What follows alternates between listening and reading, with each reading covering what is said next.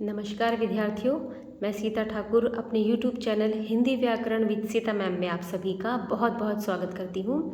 तो बच्चों, मैंने अपने पिछले वीडियो में पाठ 2 शुरू किया था, वर्ण विन्यास, जिसमें हमने पढ़ा था वर्ण की परिभाषा के बारे में और वर्ण के प्रकार के बारे में। तो बच्चों, पिछले वीडियो में मैंने आपको बताया था कि वर्ण किसे कहते हैं। तो वर्ण भाषा की वह छोटी से छोटी इकाई है जिसके और टुकड़े हम नहीं कर सकते हैं, और इसके 2 प्रकार होते हैं, स्वर और व्यंजन। तो आगे का हमारा ये जो वीडियो है ये स्वर भेदों के बारे में, वर्ण के प्रकार के बारे में पढ़ने के लिए है। तो बच्चों, वर्ण का जो पहला प्रकार है स्वर, आज हम उसकी परिभाषा के बारे में पढ़ेंगे। ठीक है, और कौन कौन से स्वर होते हैं, कौन कौन से अक्षर जो हैं वो स्वर कहलाते हैं, स्वर की कैटेगरी में आते हैं, उसके बारे में हम पढ़ेंगे। तो बच्चों, पहला है स्वर। जिन वर्णों के उच्चारण में वायु बिना किसी रुकावट के मुंह से निकले वे स्वर कहलाते हैं। तो बच्चों, जब हम स्वर का उच्चारण करते हैं, स्वर का उच्चारण करते समय हमारे मुख से वायु जो है वो बिना किसी रुकावट के निकलती है। ठीक है, अगर आप स्वयं स्वर वर्णों का उच्चारण करके देखेंगे तो आपके मुख में ये जो अक्षर है कहीं भी नहीं अटकेंगे। ठीक है, तो इसीलिए कहा जाता है कि जब हम स्वर वर्णों का उच्चारण करते हैं तो वायु हमारे मुख में बिना किसी रुकावट के बाहर निकलती है। ठीक है, अब अ से लेकर के औ तक जो है वो 11 स्वर होते हैं।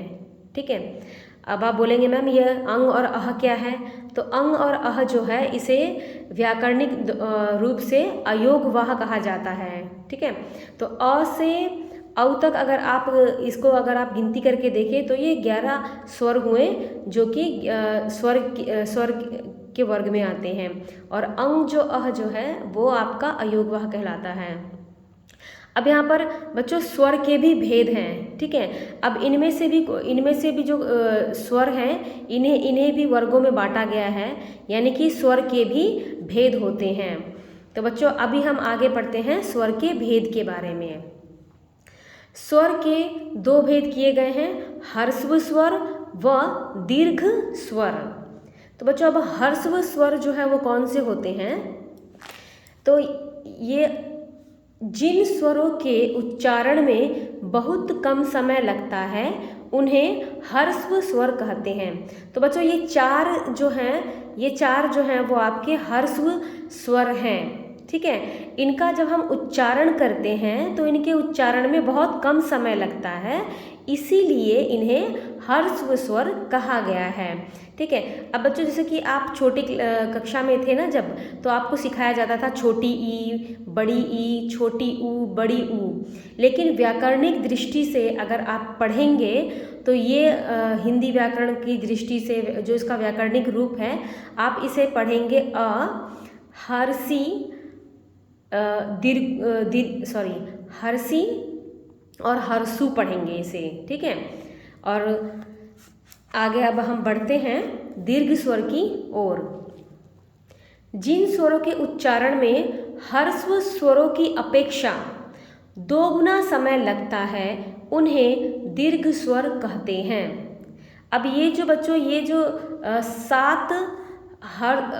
सात ये जो आप देख रहे हैं स्वर, ये दीर्घ स्वर कहलाते हैं, क्योंकि इनके उच्चारण में जो है वो ह्रस्व स्वरों की अपेक्षा 2 गुना समय लगता है, इसीलिए इन्हें दीर्घ स्वर कहा जाता है। तो बच्चों, ये जो दीर्घ स्वर होते हैं ये 7 होते हैं। ठीक है, अब इसके साथ ही मैं आपको और बताऊं कि अगर व्याकरणिक तौर से आप उच्चारण करेंगे तो इसे हम कैसे पढ़ेंगे? आ दीर्घी दीर्घू, ए ऐ ओ औ। ठीक है, तो आपने देखा बच्चों कि ह्रस्व स्वरों का उच्चारण कैसे होता है और दीर्घ स्वरों का उच्चारण किस प्रकार से होता है। ठीक है, अब है अयोगवाह। अब अयोगवाह आफ्टर साउंड्स, इसके बारे में हम पढ़ेंगे, अंग और अह के बारे में। तो इन 11 स्वरों के अतिरिक्त हिंदी वर्णमाला में 2 वर्ण और भी हैं, अंग यानी कि अनुस्वार और अह यानी कि विसर्ग। ये दोनों स्वरों के बाद आते हैं। इन्हें अयोगवाह ध्वनि कहते हैं। वस्तुतः ये स्वर नहीं है, पर स्वर वर्णों के समान इनकी भी मात्राएं, ये जो है बच्चों, ये अनुस्वार की मात्रा है और ये जो है विसर्ग, ठीक है, इसे विसर्ग कहा जाता है और इसे अनुस्वार कहा जाता है, लगती है। अतः इनकी गिनती स्वरों के अंत में की जाती है।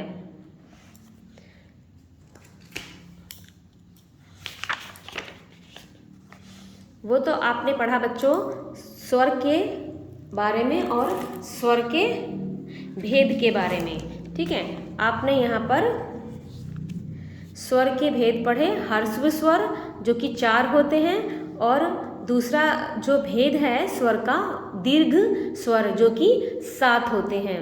तो बच्चों उसी प्रकार व्यंजन के भी भेद हैं। कितने भेद है व्यंजन के? व्यंजन के 3 भेद हैं। स्पर्श व्यंजन जो कि क से म तक होते हैं, अंतस्थ व्यंजन जो कि 4 होते हैं, और ऊष्म व्यंजन ये भी 4 होते हैं। तो बच्चों मैं आपको अभी वीडियो में बताऊंगी कि स्पर्श व्यंजन किसे कहते हैं, अंतस्थ व्यंजन किसे कहते हैं और ऊष्म व्यंजन किसे कहते हैं। इसके बारे में अभी मैं आपको विस्तार से बताऊंगी। तो बच्चों तो अब यहाँ पर हमारा व्यंजन का भेद आ गया, ठीक है। तो व्यंजन के जो हैं वो 3 प्रकार होते हैं। स्पर्श व्यंजन, तो पहले हम पढ़ेंगे स्पर्श व्यंजन के बारे में। तो बच्चों स्पर्श व्यंजन किसे कहते हैं? स्पर्श का तो अर्थ ही होता है छूना, ठीक है। स्पर्श का अर्थ है छूना। जिन वर्णों के उच्चारण में जीभ मुख के विभिन्न स्थानों का स्पर्श करती है उन्हें स्पर्श व्यंजन कहते हैं। तो बच्चों जब ऐसे कुछ व्यंजन हैं जिनका उच्चारण करते समय हमारी जीभ जो है मुख के अलग अलग स्थानों को स्पर्श करती है, तो उसे हम कहते हैं स्पर्श व्यंजन। तो बच्चों क से म तक जो है ये कुल 25 व्यंजन हैं जो कि स्पर्श व्यंजन के अंतर्गत आते हैं। अब वर्ग के में बांटा गया है। यहाँ पे देखिए क वर्ग जो है वो आपका आता है, इसका उच्चारण स्थान क्या है? कंठ। च वर्ग जो है इसका उच्चारण स्थान क्या है? तालु। यानी कि जब हम इन वर्णों का उच्चारण कर रहे होते हैं तो जीभ जो है हमारे मुंह के, ये जो हमारा उच्चारण स्थान है, हमारे मुंह में ये उच्चारण स्थान है, ठीक है।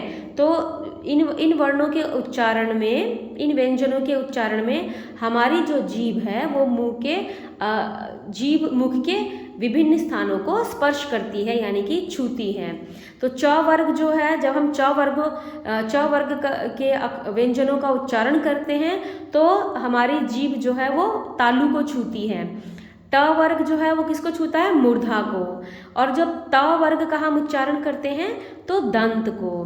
प वर्ग का उच्चारण करते हैं तो ओष्ठ को, होठ को, ठीक है। तो इस प्रकार स्पर्श व्यंजन जो है, जो व्यंजन के भेद का पहला जो प्रकार है, ठीक है, व्यंजन का जो पहला प्रकार है वो है स्पर्श व्यंजन। अगला है बच्चों अंतस्थ व्यंजन। अब अंतस्थ व्यंजन किसे कहा जाता है हम इसके बारे में पढ़ेंगे।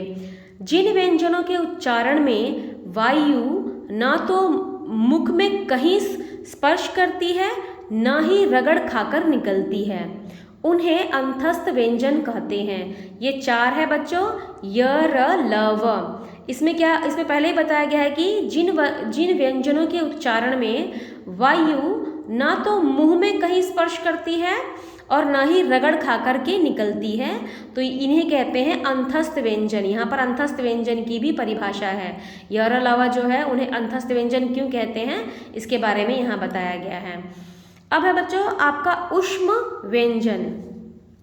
जिन व्यंजनों के उच्चारण में वायु कंठ से निकलकर किसी स्थान पर रगड़ खाकर निकलती है वे ऊष्म व्यंजन कहलाते हैं। ये 4 हैं, श, श, स, ह।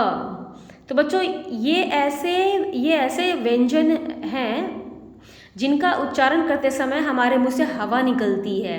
ठीक है, हम उच्चारण में क्या होता है कि वायु कंठ से निकलकर जब हम इन 4 व्यंजनों का उच्चारण करते हैं तो वायु जो है वो कंठ से निकलकर किसी स्थान पर रगड़ खाकर बाहर निकलती है, इसीलिए हम इसे ऊष्म व्यंजन कहते हैं। बच्चों ऊष्म का मतलब होता है गर्मी। ठीक है, हमारे मुंह से गर्म हवा निकलती है जब हम इन 4 व्यंजनों का उच्चारण करते हैं, इसीलिए इन्हें कहा गया है ऊष्म व्यंजन।